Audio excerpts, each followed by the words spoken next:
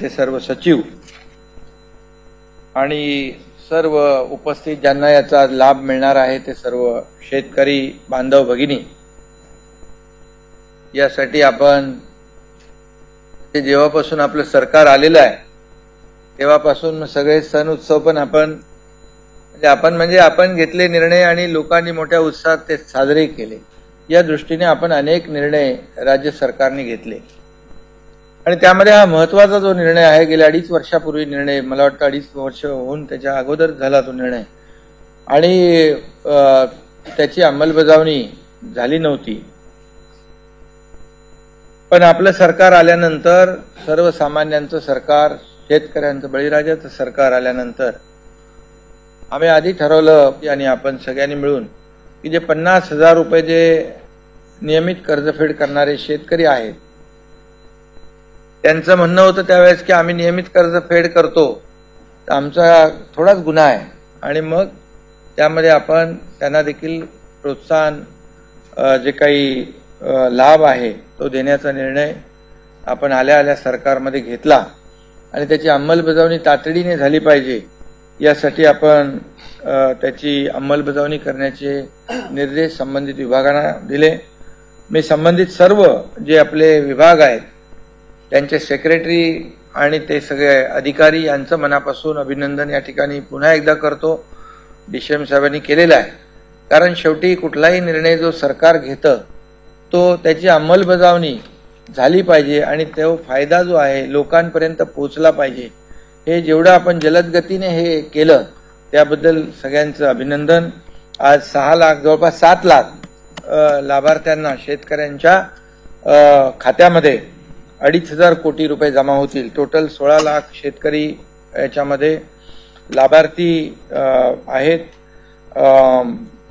आणि त्यातल्या जवळपास 7 लाख लोकांना आपला निर्णय झाल्यानंतर आपण सांगितलं 1 क्लिकमध्ये सगळ्यांच्या खात्यात पैसे गेले पाहिजे। शेवटी सिस्टीम अपडेट करणं, अपग्रेड करणं हे तुम्ही लोकांनी केलं आणि त्यामुळे सगळ्याचंच मी पुन्हा अभिनंदन मगाशी केलेलं आहे। आणि म्हणून हे सरकार जे आहे हे सर्वसामान्य लोकांना न्याय देणारं सरकार आहे आणि म्हणून आपण शेतकरी हा केंद्रबिंदू मानून सरकार स्थापन झाल्यानंतर तातडीने आपण अनेक निर्णय घेतले शेतकऱ्यांच्या दृष्टीने। मग ते त्याच्यामध्ये त्यांच्या वीज पंपाचं युनिट दर कमी करणं असेल, अनेक योजना ज्या आहेत त्यांना प्रशासकीय सुधारित मान्यता देण्याचा असेल, हजारो लाखो हेक्टर जमीन पुन्हा ओलिताखाली आली पाहिजे यासाठी जे प्रकल्प थांबले होते त्यांना देखील आपण मंजुरी देण्याचा विषय असेल, त्याचबरोबर समुद्रात वाहून जाणारं जे वाया जाणारं पाणी त्याचं वळतीकरण करून ते आपल्या दुष्काळग्रस्त भागामध्ये पोहोचवण्याचा जो निर्णय आपण एक महत्वाकांक्षी ऐतिहासिक निर्णय जो तोही घेतलेला आहे आपण। आणि म्हणून हे सगळे जे काही निर्णय आपण घेतलेत ते आपल्या बळीराजाला, जो आपला अन्नदाता आहे, त्याला सुखी करण्यासाठी, त्याचं जीवन सुसह्य करण्यासाठी, तो आत्महत्यापासून परावृत्त झाला पाहिजे यासाठी आपण हे सगळे निर्णय या ठिकाणी घेतोय आणि त्यामुळे त्यातलाच हा अतिशय महत्त्वाचा निर्णय आज आपण घेतलेला आहे। आणि त्याचबरोबर आजच्या मंत्रिमंडळात देखील आपण भूविकास बँकेचे 900 कोटी रुपये जे आहे 964 कोटी ती देखील कर्जमाफी शेतकऱ्यांना दिलेली आहे, तो देखील मोठा निर्णय आहे।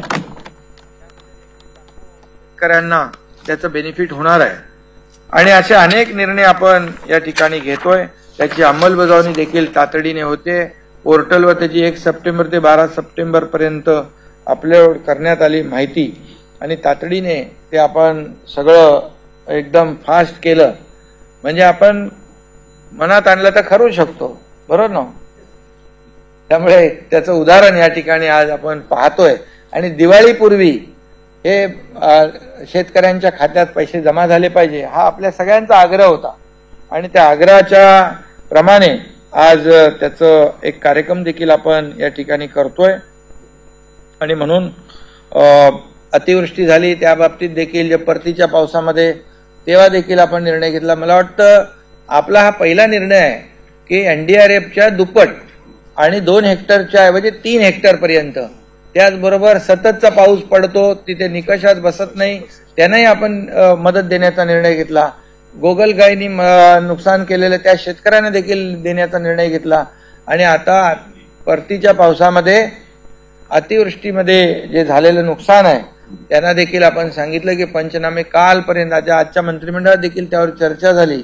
मी कालच मुख्य सचिव आणि जिल्हाधिकाऱ्यांना सूचना दिल्या होत्या युद्धपातळीवर पंचनामे करा, परंतु आज मंत्रिमंडळाने देखील तो विषय गांभीर्याने घेतला आणि कालपर्यंत झालेलं जे परतीच्या पावसामुळे नुकसान त्याचे देखील पंचनामे युद्धपातळीवर झाले पाहिजे, त्याचा देखील नुकसान भरपाई शेतकऱ्यांना मिळाला पाहिजे, हा देखील निर्णय आपण घेतलेला आहे.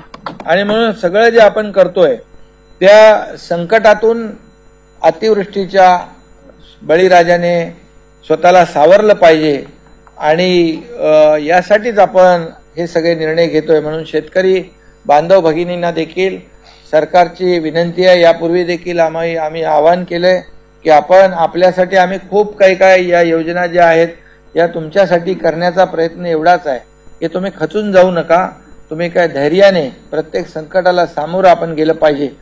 सरकार आपल्या पाठीशी खंबीरपणे उभं आहे आणि म्हणून हा जो निर्णय आहे दिवाळीपूर्वी आपल्या सगळ्यांच्या खात्यामध्ये पैसे जमा करण्याचा, किंबहुना जे अतिवृष्टीमुळे झालेले जे नुकसान आहे त्याचे पैशाचं वाटप मोठ्या प्रमाणावर सुरू आहे, युद्ध पातळीवर तेही पैशाचं वाटप सुरू आहे आणि एकंदरीत आपण सर्वसामान्य लोकांसाठी अनेक निर्णय घेतो. आता दिवाळी सगळ्यांची नागरिकांची गोड झाली पाहिजे म्हणून 4 जिन्नस ज्या 4 वस्तू ज्या आहेत साखर, रवा, चण्याची डाळ, तेल फक्त 100